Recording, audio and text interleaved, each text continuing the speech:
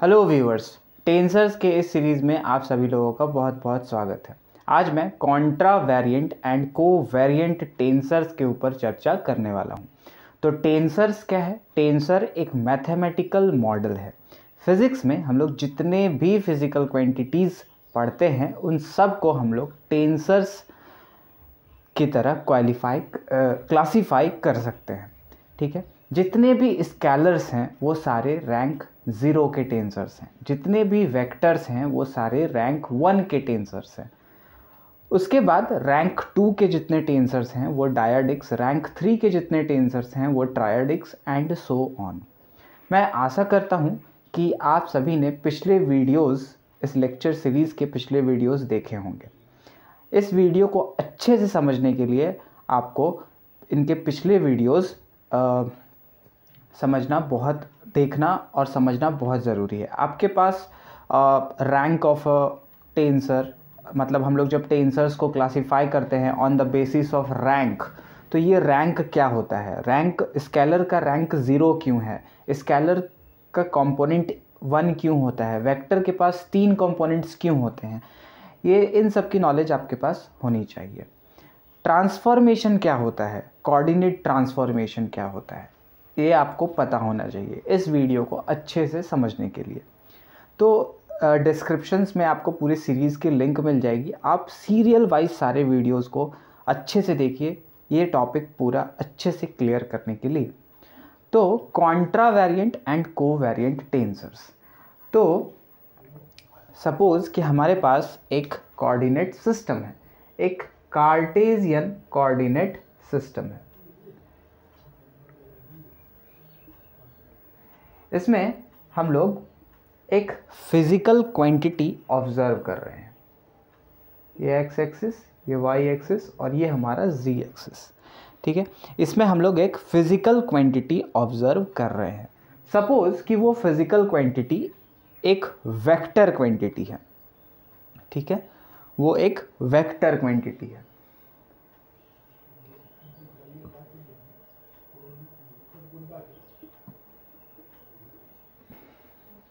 ठीक है, उसके बाद हम लोग अपने कोऑर्डिनेट्स को ट्रांसफॉर्म कर दिए।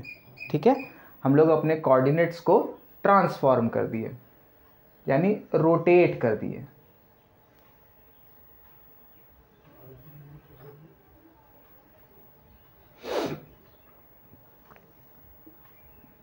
ये हमारा एक्स प्राइम हो गया, ये हमारा वाई प्राइम हो गया और ये हमारा जी प्राइम हो गया। ठीक है, हमने क्या करा? अपने कोऑर्डिनेट्स को ट्रांसफॉर्म, कोऑर्डिनेट्स को रोटेट। ठीक है, तो अब अगर हम लोग इस प्राइम वाले कोऑर्डिनेट सिस्टम में इस वेक्टर को ऑब्जर्व करें तो हमारे कोऑर्डिनेट्स जो होंगे वो x prime, y prime and z prime होंगे। ठीक है, तो ये होता है कोऑर्डिनेट ट्रांसफॉर्मेशन। कोऑर्डिनेट को हम लोग ट्रांसफॉर्म कर दिए। ठीक है, अब स्केलर जो होता है, स्केलर रैंक 0 का इसलिए होता है क्योंकि कोऑर्डिनेट ट्रांसफॉर्मेशन का स्केलर्स पर किसी भी तरह का फ़र्क नहीं पड़ता है। स्केलर का जो कंपोनेंट होगा, स्केलर की जो वैल्यू होगी वो कोऑर्डिनेट को ट्रांसफॉर्म करने पे चेंज नहीं होगी। इसीलिए हम लोग स्केलर्स को इनवेरिएंट कहते हैं। तो कोऑर्डिनेट ट्रांसफॉर्मेशन के बेसिस पे अगर हम लोग अपने टेंसर्स को क्लासिफाई करें तो हमें 3 टाइप्स के टेंसर्स मिलेंगे: invariant tensors, covariant tensors and contravariant tensors. तो इनवेरिएंट टेंसर्स के ऊपर मैंने अलग से डिस्कशन कर रखी है, जिसकी लिंक आपको यहाँ पे मिल जाएगी। अब हम लोग आज कॉन्ट्रावेरिएंट एंड कोवेरिएंट टेंसर्स पे डिस्कशन करेंगे। तो सपोज कि हमारे पास एक कार्टेशियन कोऑर्डिनेट सिस्टम है। ठीक है, और ये यहाँ पे जो स्केल है हमारा, ये मीटर्स में है, लेंथ का स्केल है और ये मीटर्स में है। ठीक है, अब हमें क्या करना है? हमें अपने स्केल को चेंज करना है। हम लोग कोऑर्डिनेट्स को ट्रांसफॉर्म सिर्फ रोटेट करके नहीं कर सकते। ठीक है, हम लोग अपने स्केल को भी चेंज करके अपने कोऑर्डिनेट्स को ट्रांसफॉर्म कर सकते हैं। ठीक है, यानी सिर्फ अगर हम लोग अपने बेसिस वेक्टर्स, अब बेसिस वेक्टर्स क्या होते हैं तो आपने फंडामेंटल क्लासेस में आपने पढ़ा होगा कि एक्स एक्सिस के अलॉन्ग जो यूनिट वेक्टर होता है आई कैप, वाई एक्सिस के along J cap and Z axis के अलॉन्ग के कैप, वो इसे हम लोग बेसिस वेक्टर्स कहते हैं। तो हम लोग जब अपने कोऑर्डिनेट्स को ट्रांसफॉर्म कर दिए, है ना, यानी कि हम लोग अपने बेसिस वेक्टर्स को चेंज कर दिए, तो सिर्फ चेंज ऑफ बेसिस वेक्टर्स से ही कोऑर्डिनेट्स ट्रांसफॉर्मेशन नहीं हो सकता। कोऑर्डिनेट्स ट्रांसफॉर्मेशन स्केल के भी चेंज से हो सकता है, ठीक है। तो सपोज कि यहाँ पे जो हमारा लेंथ है ये मीटर्स में है, अब इसे हम लोगों को सेंटीमीटर्स में कन्वर्ट करना है, ठीक है। हमें अपने कोऑर्डिनेट, जो हमारा कार्टेशियन कोऑर्डिनेट सिस्टम था, उसमें हमने लेंथ के स्केल को m मीटर्स में लिया था, उसे हमें सेंटीमीटर्स में चेंज करना है। यानी हर एक डिवीज़न जो है, सपोज अगर ये 0 है, ये 1 है, ये 2 है, ये 3 है, मीटर्स में ये 1 मीटर, ये 2 मीटर, ये 3 मीटर, इसको हम लोग अगर सेंटीमीटर्स में चेंज कर देंगे तो ये 1 मीटर में 100 डिवीजन्स आ जाएंगे, है ना। यानी हमारा जो स्केल हो रहा है वो क्या हो रहा है, हमारा स्केल क्या हो रहा है, डिवाइड हो रहा है ना। हमारा जो स्केल था पहले, ये जो इतना 1 यूनिट का जो हमारा स्केल था, अब वो डिवाइड हो जाएगा, है ना। कितने यूनिट्स में, अगर हम लोग 1 यूनिट को 1 सेंटीमीटर लेंगे तो 100 से डिवाइड हो जाएगा, हमारा 1 यूनिट 100 से डिवाइड हो जाएगा। पहले हमने क्या किया, पहले हमने स्केल में मीटर्स लिए। तो सपोज कि ये ग्राफ पेपर का 1 यूनिट है, ठीक है, यहाँ पे हमारा 1 यूनिट इक्वल्स टू 1 मीटर है। अब हम लोग इसे कैसे, स्केल को कैसे हम लोग चेंज कर रहे हैं, 1 unit equals to suppose 1 centimetre में हम लोग इसे चेंज करना चाह रहे हैं। तो ये जो पहले हमारा 1 यूनिट था, अब वो कितना हो जाएगा, वो अब डिवाइड हो जाएगा। डिवाइड हो जाएगा कहने का मतलब है कि अब 1 सेंटीमीटर 1 यूनिट का होगा, यानी जो पहले 1 यूनिट था अब वो 100 यूनिट्स में डिवाइड हो गया। इसीलिए मैंने यहाँ बड़े बड़े अक्षरों में लिखा है कि जो हमारा स्केल होगा वो क्या होगा, डिवाइड हो गया, ठीक है। लेकिन अब सपोज कि यहाँ पे हमने एक कोई भी फिजिकल क्वांटिटी, डिस्प्लेसमेंट सपोज, ठीक है, कि ये OP वेक्टर हमारा डिस्प्लेसमेंट वेक्टर है, जिसकी मैग्नीट्यूड सपोज 5 मीटर्स है, ठीक है, ये हमारा एक वेक्टर था। तो पहले वाले स्केल में, यानी मीटर्स वाले स्केल में ये 5 मीटर था। अब जब हम लोग स्केल को चेंज कर दिए, है ना, 1 यूनिट इक्वल्स टू 1 सेंटीमीटर ले लिए, तो ये 5 मीटर क्या हो गया, इंटू 100, यानी कि कितना हो गया, 500 सेंटीमीटर। यानी कि जो हमारा कंपोनेंट है, वेक्टर का कंपोनेंट है, उसमें कैसा चेंज आ रहा है, उसमें मल्टीप्लिकेशन का चेंज आ रहा है, उसमें हम लोग क्या कर रहे हैं, मल्टीप्लाई कर रहे हैं। तो जब हम लोग अपने स्केल को चेंज करेंगे और हमारे कंपोनेंट में इन्वर्स चेंज आएगा, है ना, यहाँ पे देखिए स्केल में हम लोग डिवीज़न कर रहे हैं और कंपोनेंट्स में हमारा मल्टीप्लिकेशन हम लोग कर रहे हैं, यानी ये इन्वर्स टाइप का चेंज आया। स्केल में जब हम लोग चेंज किए मीटर से सेंटीमीटर में, तो कंपोनेंट में मल्टीप्लाई किए हम लोग, ठीक है। तो ये कैसा टाइप का चेंज था, इन्वर्स टाइप का चेंज था।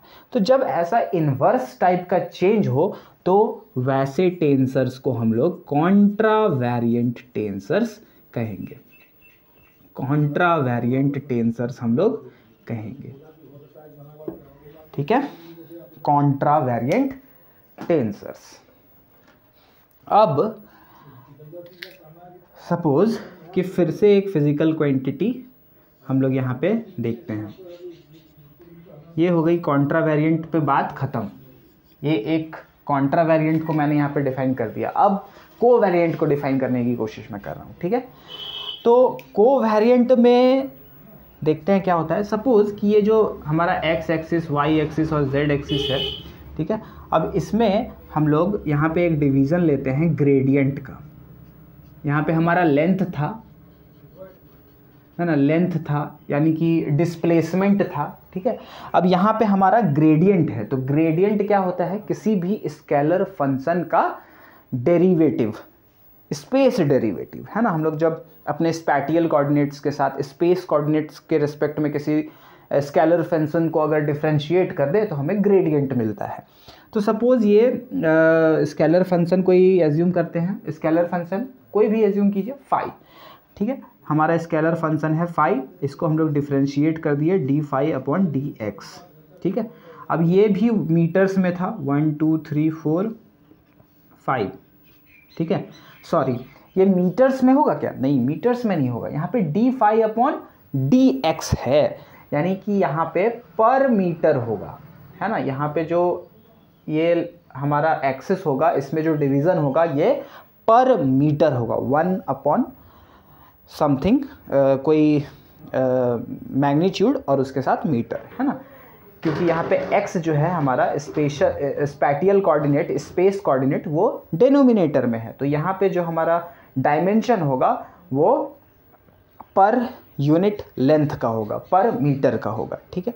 अब इसको सपोज़ कि हमें स्केल को चेंज करना है, इसे हम लोग सेंटीमीटर्स में सपोज़ चेंज करते हैं, तो यहाँ पे 1 यूनिट इक्वल्स टू 1 मीटर था, ठीक है। ये 1 मीटर, ये 2 मीटर, ये थे। इसको अगर हम लोग 1 यूनिट को अगर चेंज किए 1 सेंटीमीटर में, तो यहाँ पे अभी भी हमारा स्केल जो है वो क्या हो रहा है? डिवाइड हो रहा है, डिवीज़न हो रहा है यहाँ पे, ठीक है। अब हम लोग कंपोनेंट को देखें, अगर कंपोनेंट को अगर हम लोग देखें, ठीक है, कंपोनेंट को अगर हम लोग देखें तो सपोज़ यहाँ पे एक फिज़िकल क्वांटिटी है, ठीक है, और उसका कुछ वैल्यू है, कुछ वैल्यू 5 हम लोग पहले वाले एग्जांपल में लिए थे, तो फिर से 5 ही लेते हैं, ठीक है। तो सपोज़ कि इस बार 5 पर मीटर है, क्योंकि यहाँ पे ये ग्रेडियंट का केस है, ठीक है। तो ग्रेडियंट के केस में हमारा जो एसआई यूनिट है वो पर मीटर है। अब इस कंपोनेंट हम लोग स्केल में क्या किए? डिवीज़न। जैसे हम लोग पहले डिवाइड कर रहे थे स्केल को, मीटर से सेंटीमीटर में चेंज कर रहे थे, वैसे इस बार भी हम लोग स्केल को डिवाइड किए, ठीक है। अब कंपोनेंट में कैसा चेंज आएगा वो देखते हैं। तो 5 मीटर को हम लोग क्या लिखेंगे? 5 अपॉन मीटर, है ना, 1 या 5 इंटू 1 अपॉन मीटर, ठीक है। अब ये 1 अपॉन मीटर जो है वो कैसे चेंज होगा? 5 इंटू 1 अपॉन 100 सेंटीमीटर, यानी 5 इंटू 10⁻⁻² पर सेंटीमीटर, ठीक है। यानी ये 5 मीटर था और यहाँ पे 5 इंटू 10⁻⁻² पर सेंटीमीटर। 10⁻⁻² का मतलब क्या? कि हम लोग 100 से यहाँ पे डिवाइड कर रहे हैं, यानी कंपोनेंट में कैसा चेंज आया? कंपोनेंट में हम लोग 100 से डिवाइड कर रहे हैं, यानी यहाँ पर भी कंपोनेंट में भी डिवीज़न कर रहे हैं, डिवाइड कर रहे हैं, है ना। तो यहाँ पे स्केल में भी डिवीज़न कर रहे हैं और कंपोनेंट में भी डिवीज़न कर रहे हैं। ये बस एक एग्जाम्पल है, ठीक है, रियल लाइफ एग्जाम्पल है, ठीक है। ऐसा बुक्स में, टेक्स्ट बुक्स में आपको ऐसा एग्जाम्पल नहीं मिलेगा, ये बस एक एग्जाम्पल है। मैंने अपने तरफ से कोशिश करी है, ठीक है, कि आसान शब्दों में इन दोनों को मैं समझाऊं। तो यहाँ पे देखिए, स्केल में जिस तरह का चेंज है उसी तरह का चेंज कंपोनेंट में है, यानी सेम टाइप का चेंज। अगर कोऑर्डिनेट को हम लोग ट्रांसफॉर्म करते हैं या स्केल में हम लोग चेंज लाते हैं, तो ठीक उसी तरह का चेंज अगर हमें कंपोनेंट्स में मिलता है तो वो कोवैरिएंट टेंसर्स कहलाएंगे, ठीक है।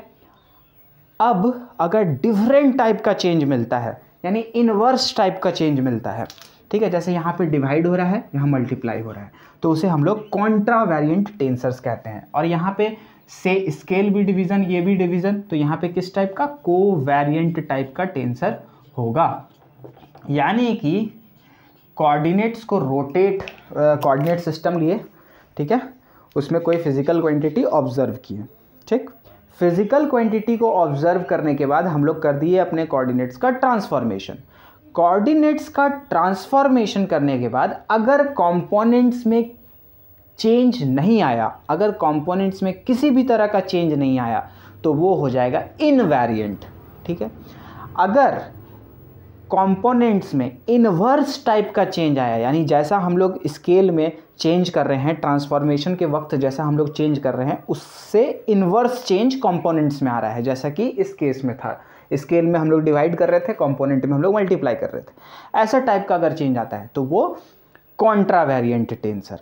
और अगर सेम टाइप का चेंज आता है, जैसा हम लोग अपने ट्रांसफॉर्मेशन में चेंज कर रहे हैं, स्केल का चेंज कर रहे हैं, वैसा ही चेंज अगर कंपोनेंट्स में भी आता है, सेम टाइप का चेंज आता है, तो उसे हम लोग कोवेरिएंट टेंसर्स कहते हैं। तो कंपोनेंट्स के कोऑर्डिनेट्स के ट्रांसफॉर्मेशन के बेसिस पे 3 टाइप के tensors, invariant no change, contravariant inverse type का चेंज, और कोवेरिएंट सेम टाइप का चेंज। ठीक है, अब इसे हम लोग मैथमेटिकली देखते हैं। तो सपोज कि हमारे पास एक कोऑर्डिनेट सिस्टम है, फिर से है ना, बार बार यही सपोज करने बोलता हूँ मैं। तो x y z ये हमारा कोऑर्डिनेट सिस्टम है। क्योंकि हम लोग टेंसर्स में हैं तो इसको हम लोग क्या एज्यूम कर लेते हैं, x1 y1 एंड z1, नहीं x1 x2 and x3 and x3। ठीक है, ये हमारा एक कोऑर्डिनेट सिस्टम था। ठीक है, एस फ्रेम में। तो यहां पे हम लोग वेलोसिटी कैसे डिफाइन करेंगे, वेलोसिटी हम लोग डिफाइन करेंगे v1 equals to dx1 upon dt। v2 कैसे डिफाइन करेंगे, dx2 अपॉन dt। v3 कैसे डिफाइन करेंगे, dx3 अपॉन dt। ठीक है, अब सपोज कि हम लोग अपने कोऑर्डिनेट्स को कर दिए ट्रांसफॉर्म। ठीक है, अब हमारे पास जो कोऑर्डिनेट्स हैं वो है x1 prime, x2 prime and x3 prime.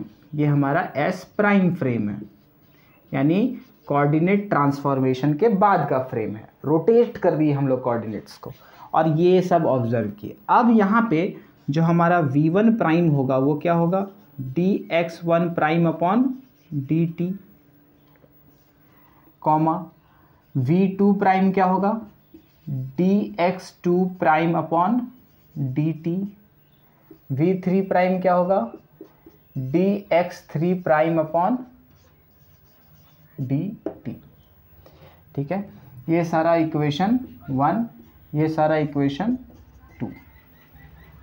ठीक है, ये आप इसे और अच्छे से लिखना चाहें तो 2a 2b 2c 1a 1b 1c ऐसा लिख सकते हैं। ठीक है, ये हमारा वेलोसिटी,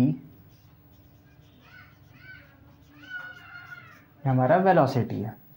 ठीक है, अब हम लोग अपने कोऑर्डिनेट्स के बाद का जो वेलोसिटी है, कोऑर्डिनेट ट्रांसफॉर्मेशन के बाद का जो वेलोसिटी है, और कोऑर्डिनेट ट्रांसफॉर्मेशन का पहले का जो वेलोसिटी है, उन दोनों के बीच रिलेशंस लिखते हैं। ठीक है, तो अगर हम लोग रिलेशंस लिखना चाहें तो हमें कैसे रिलेशंस लिखने होंगे, अब हम लोग ये देखते हैं। तो अब हम लोग अपने कोऑर्डिनेट ट्रांसफॉर्मेशन के बाद का जो वेलोसिटी था और कोऑर्डिनेट ट्रांसफॉर्मेशन के पहले का जो वेलोसिटी था, उनके बीच हम लोग रिलेशंस लिखेंगे, इक्वेशंस लिखेंगे। ठीक है, तो देखिए ये हमारे पोजीशन कोऑर्डिनेट्स थे, ये ट्रांसफॉर्मेशन के पहले और ये ट्रांसफॉर्मेशन के बाद। ठीक है, इन दोनों को हम लोग कैसे रिलेट कर सकते हैं, तो यहाँ पे ये x1 प्राइम, ठीक है, x1 प्राइम को हम लोग क्या लिख सकते हैं, x1 prime can be written as a function of x1 x2 and x3। ठीक है, ठीक उसी तरीके से x2 prime equals to x2 prime x1 x2 x3। ठीक है, यानी कि यहाँ पे हमारे पास ये कोऑर्डिनेट्स थे x1 x2 x3, उसके बाद हम लोग अपने कोऑर्डिनेट्स को कर दिए transform, x1 prime x2 prime and ये हो गया x3 प्राइम। ठीक है, तो ये x1 प्राइम को हम लोग as a function of x1 x2 x3 लिख सकते हैं।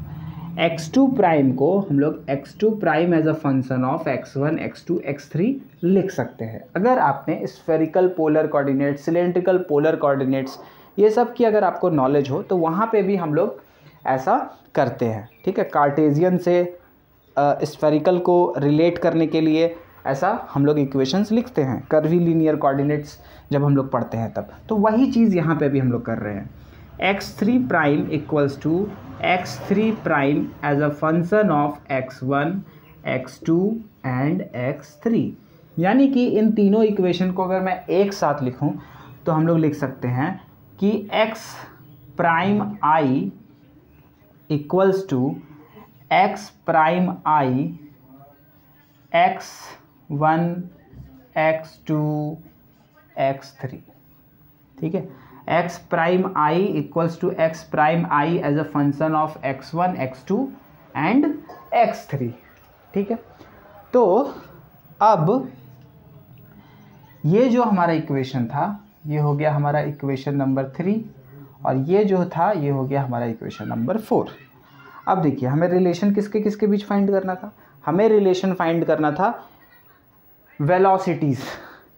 तो इस एक्स आई प्राइम को अगर हम लोग टाइम के रिस्पेक्ट में डिफरेंशिएट कर दें, यानी डी एक्स आई प्राइम अपॉन डी टी अगर हम लोग कर दें, ठीक है, तो ये डी एक्स प्राइम आई अपॉन डी टी क्या हो जाएगा, वी आई प्राइम हो जाएगा, ठीक है। अब इसको हम लोग क्या लिख सकते हैं, डी डो एक्स आई प्राइम अपॉन इसका डिफरेंशिएशन इसके रिस्पेक्ट में डो एक्स वन, फिर यहाँ पे D x one upon D T, फिर प्लस डो एक्स आई प्राइम अपॉन डो x two D x two upon D T, plus डो एक्स आई प्राइम अपॉन डो x three D x three upon D T, ठीक।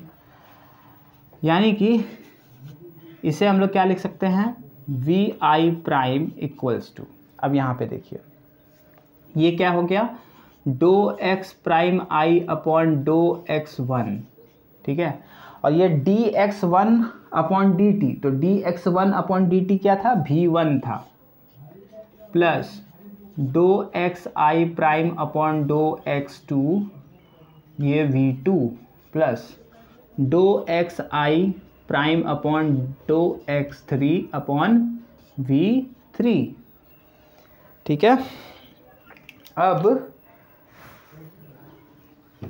हम लोग करीब पहुंच गए हैं अपने ट्रांसफॉर्मेशन इक्वेशंस के, कॉन्ट्रावेरिएंट टेंसर के ट्रांसफॉर्मेशन इक्वेशंस के करीब हम लोग पहुंच ही गए हैं। तो ये हो गया v I prime equals to, अब देखिए ये डो एक्स आई प्राइम डो एक्स आई प्राइम डो एक्स आई प्राइम, तो ये डो एक्स आई प्राइम कॉमन है। अब यहाँ डो एक्स वन है वी वन है, डो एक्स टू है वी टू है, डो एक्स थ्री है वी थ्री है, यानी यहाँ पे समेशन, ठीक है। अब इस x1 को कुछ अगर हम लोग एज्यूम कर ले, क्या एज्यूम कर लें, j एज्यूम कर लेते हैं। j की वैल्यू कहाँ तक, 1 2 3, यानी 1 से लेकर के 3 तक, अगर हम लोग 3 डायमेंशंस में हैं। अगर हम लोग 4 डायमेंशंस में होंगे तो यहाँ x1 x2 x3 x4 लिखेंगे, तो यहाँ पे भी x1 x2 x3 x4 आएगा, और यहाँ पे j इक्वल्स टू 1 से 4 होगा। अगर हम लोग n डायमेंशंस में होंगे तो x1 x2 x3 dot dot dot xn आएगा, x1 x2 x3 dot dot dot xn आएगा, और यहाँ पे j इक्वल्स टू 1 से n तक होगा, है ना। अब यहाँ पे हम लोग क्या लिख सकते हैं, डो एक्स जे, ठीक है, और यहाँ पे हम लोग क्या लिख सकते हैं, वी जे, ठीक है।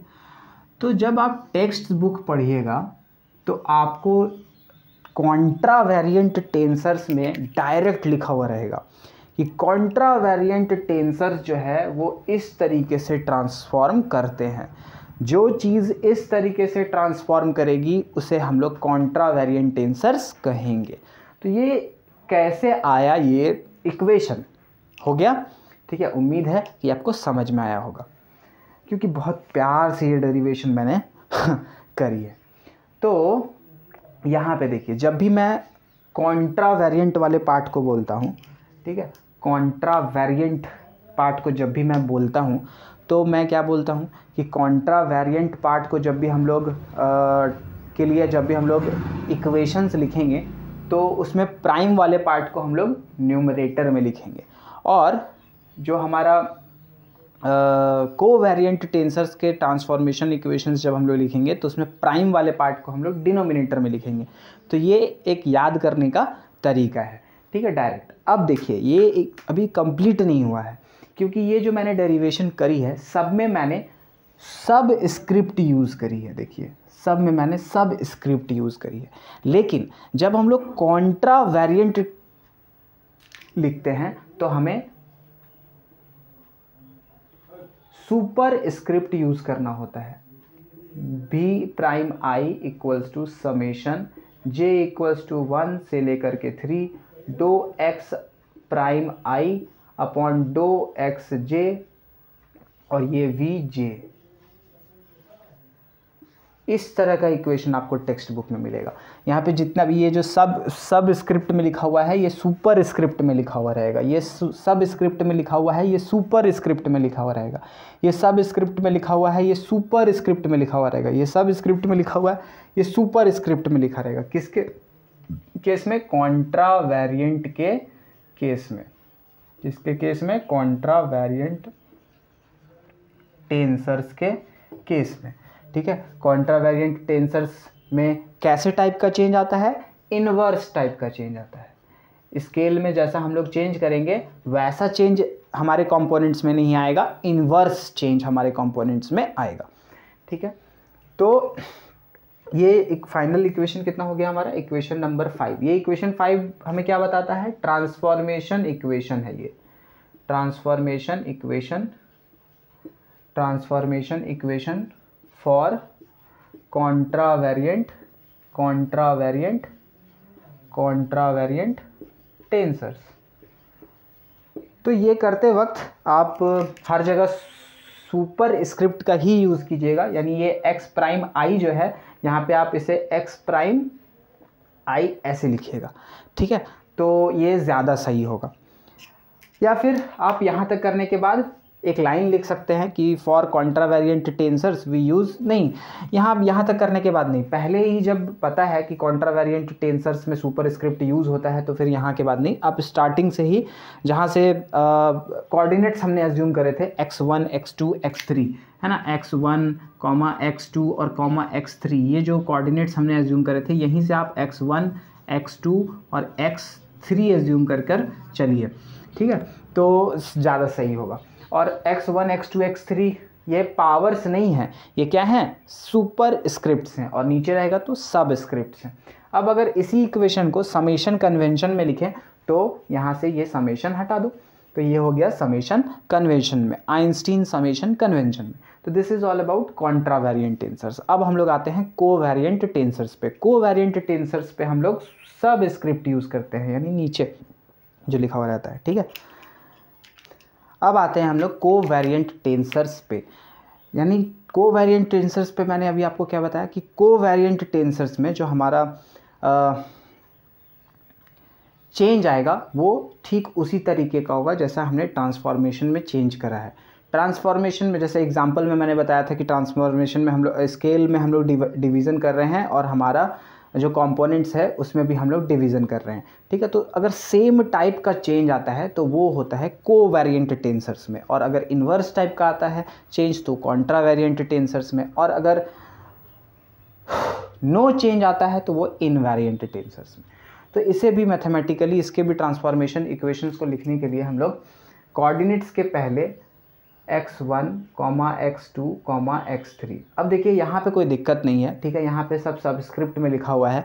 यही मैं बोल रहा था कि कॉन्ट्रा वेरिएंट में हमें इसे सुपर स्क्रिप्ट में यानी कि x1 ऐसे लिखना चाहिए, क्योंकि कॉन्ट्रा वेरिएंट्स में हम लोग सुपर स्क्रिप्ट यूज़ करते हैं और कोवेरिएंट टेंसर में हम लोग सब स्क्रिप्ट यूज़ करते हैं, ठीक है। ये मेरे से मिस्टेक हो गई कि मैं उस टाइम सब कुछ सबस्क्रिप्ट में लिखता चला गया, ठीक है। तो x1, x2, x3 ये हमारे एस फ्रेम में है, यानी कि कोऑर्डिनेट ट्रांसफॉर्मेशन के पहले, ठीक है। और x1 प्राइम, x2 प्राइम और x3 प्राइम ये सब जो है ये हमारे एस प्राइम फ्रेम में है, यानी कोऑर्डिनेट ट्रांसफॉर्मेशन के बाद। अब हमारे पास एक स्केलर फंक्शन है फाई, ठीक है।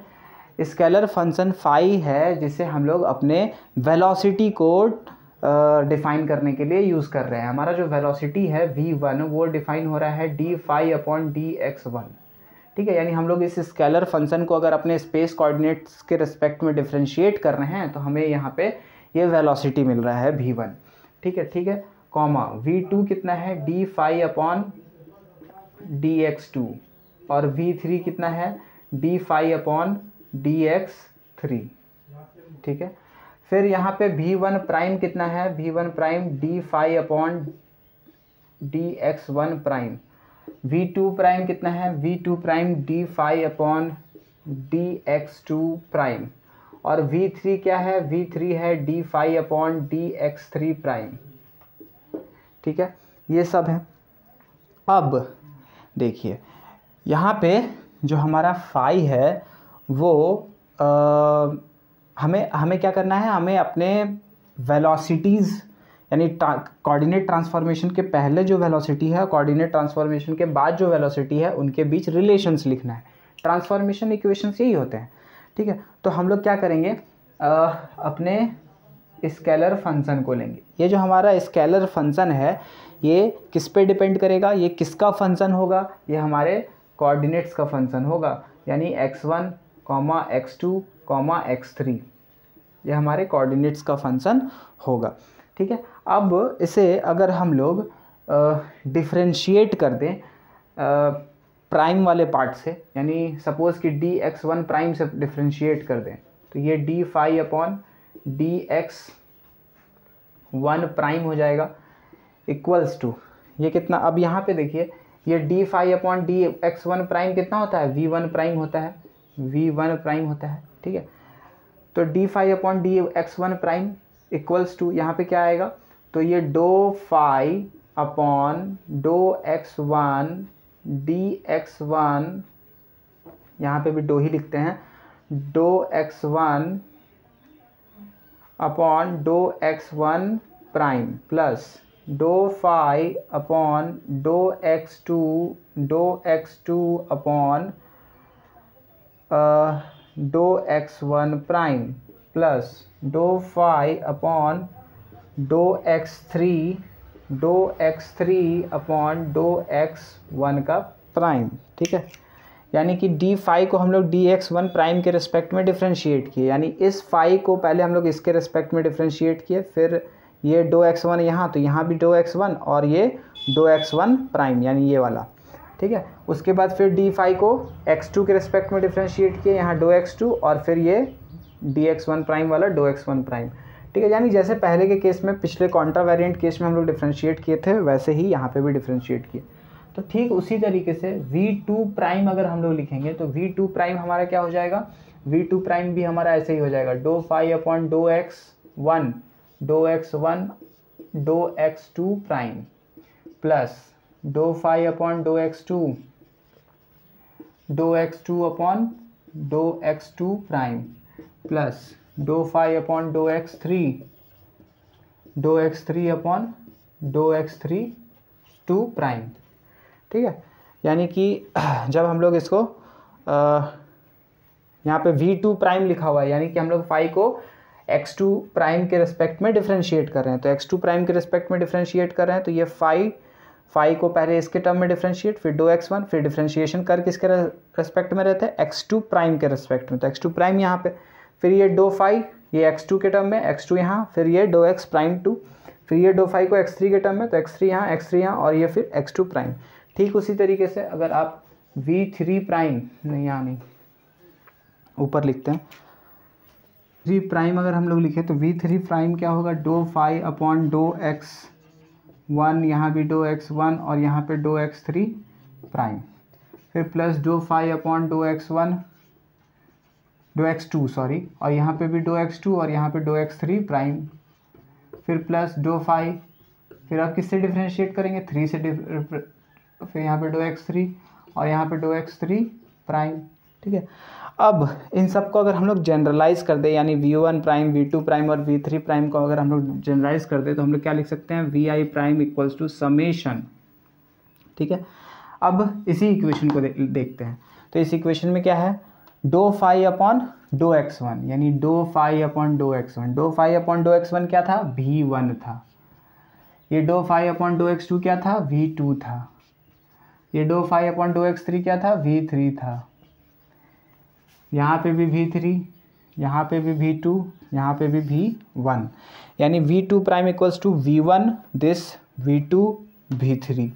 ठीक है, यानी कि ये वाला जो हमारा पहला वाला टर्म आएगा ये आ जाएगा vj।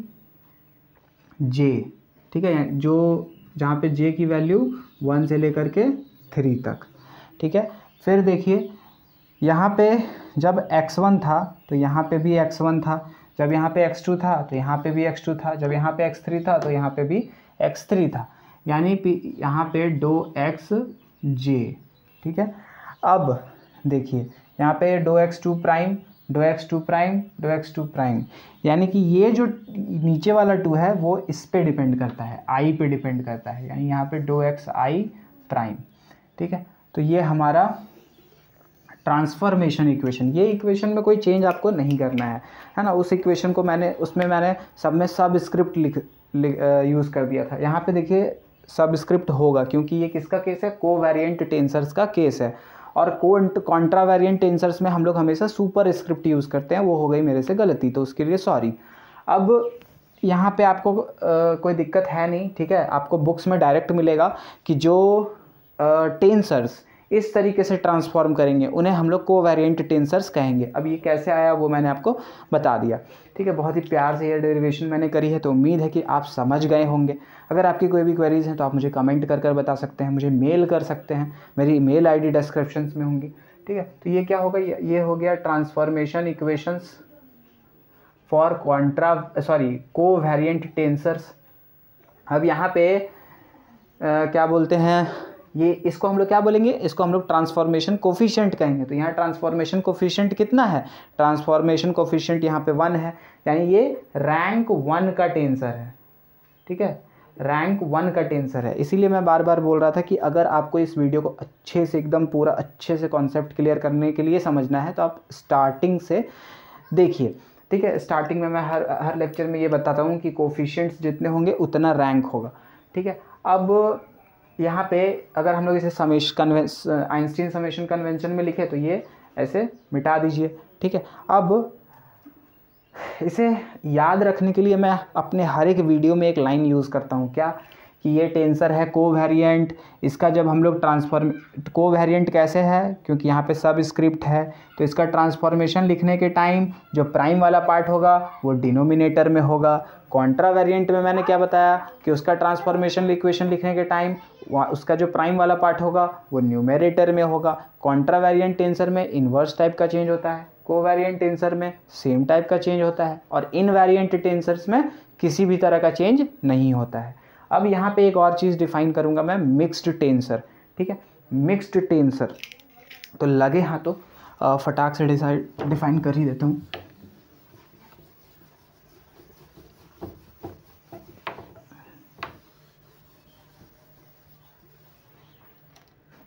तो सपोज़ कि हमारे पास एक टेंसर है ए। ठीक है, अभी कॉन्ट्रावेरिएंट कोवेरिएंट समझ में आया। तो कॉन्ट्रावेरिएंट कंपोनेंट सपोज आई है और ये हमारा जो सफिक्स है ये कोवेरिएंट सफिक्स है। तो अगर एक कंपोनेंट कॉन्ट्रावेरिएंट और एक कंपोनेंट कोवेरिएंट, तो इस टेंसर को क्या बोलेंगे, इस टेंसर को बोलेंगे मिक्स्ड टेंसर। क्या बोलेंगे इसे, मिक्स्ड टेंसर। अभी कितने रैंक का है, ई है 2 रैंक का है। क्या है कि एक यहाँ पे कॉन्ट्रावेरिएंट है और एक यहाँ पे कोवेरिएंट है, तो 2 रैंक हो गए। जितने इंडिसेस उतने रैंक, जितने इंडिसेस उतने ट्रांसफॉर्मेशन कोफिशिएंट्स। अभी जो मैंने बताया ट्रांसफॉर्मेशन कोफिशिएंट, उतने ट्रांसफॉर्मेशन कोफिशिएंट्स और उतने रैंक। तो इसका रैंक ऐसे नहीं बताऊंगा, रैंक देखिए अभी ट्रांसफॉर्मेशन इक्वेशंस हम लोग लिखते हैं, उसके बाद मैं बताऊंगा कि ये कितने रैंक का है। तो अगर एक कॉन्ट्रावेरिएंट टेंसर कंपोनेंट और एक कोवेरिएंट कंपोनेंट, तो उस टेंसर को हम लोग क्या बोलेंगे, मिक्स्ड टेंसर। तो ये सपोज कि ये हमारे कोऑर्डिनेट ट्रांसफॉर्मेशन के पहले के कोऑर्डिनेट्स हैं। तो अगर हम लोग अपने कोऑर्डिनेट ट्रांसफॉर्मेशन के बाद के कोऑर्डिनेट्स को एज्यूम करें बी, ठीक है, बी अल्फा बीटा प्राइम। ठीक है, ये हमारे कोऑर्डिनेट ट्रांसफॉर्मेशन के बाद का ऑब्जर्व इसको हम लोग ऑब्जर्व किए, यानी एक कोऑर्डिनेट सिस्टम लिए, उसमें हम लोग फिजिकल क्वांटिटी ऑब्जर्व किए, तो जो कोऑर्डिनेट मिला वो ये था। अब उसी सेम फिजिकल क्वांटिटी के लिए हम लोग कोऑर्डिनेट ट्रांसफॉर्मेशन करने के बाद उसको ऑब्जर्व किए, तो ये मिला। ठीक है, तो इसको हम लोग कैसे लिखेंगे, तो समेशन क्या, तो समेशन अभी रहने देते हैं। ठीक है, समेशन में अभी क्या लिखना है वो रहने देते हैं, एक और समेशन लगा देते हैं और रहने देते हैं, नहीं एक ही समेशन से काम चला लेंगे, समेशन रहने देते हैं। उसके बाद देखिए सबसे पहले कॉन्ट्रा वेरिएंट, तो कॉन्ट्रा वेरिएंट में मैंने क्या बोला कि प्राइम वाला पार्ट ऊपर रखना है। ठीक है, तो प्राइम वाला पार्ट यानी यहाँ, तो ये डो एक्स प्राइम अल्फ़ा अपॉन डो एक्स। अब देखिए यहाँ पे ये प्राइम वाले पार्ट में अल्फ़ा है, लेकिन यहाँ पे क्या है, आई है, यानी ये आई। ठीक है, अब देखिए को वेरिएंट में आइए, तो को वेरिएंट में मैंने क्या बोला, प्राइम वाला पार्ट डिनोमिनेटर में, यानी कि डो एक्स प्राइम बीटा, ये आ गया नीचे, और यहाँ पे इसके कॉरस्पॉन्डिंग क्या है, जे है, यानी डो एक्स, और ये हो गया हमारा जे बराबर। अब यहाँ पे आई कॉमा जे इक्वल्स टू 1 से लेकर के 3 क्यों, क्योंकि 3 डायमेंशंस है, और यहाँ पे क्या लिखना है, ए आई जे। तो ये जो हो गया, ये हमारा हो गया ट्रांसफॉर्मेशन इक्वेशन मिक्स्ड टेंसर के लिए। अब यहाँ पे आप देख सकते हैं कि एक कोफिशिएंट यानी दो कोफिशिएंट यानी रैंक 2, दो कोफिशिएंट यानी रैंक 2। ठीक है, तो ये हो गया इनवेरिएंट टेंसर्स, अलग वीडियो है, वो पूरा डिफाइंड है अच्छे से, उसमें सारे सब कुछ डिस्कस्ड है। ठीक है, अब इस वीडियो में हो गया कॉन्ट्रा वेरिएंट, को वेरिएंट और मिक्स्ड टेंसर्स। ठीक है, अब इससे रिलेटेड कोई भी प्रॉब्लम्स है, कोई भी क्वेरीज हैं, तो आप मुझे कमेंट करें, मेल करें, और at last with the message of universal brotherhood, love and peace, thanks for watching this video.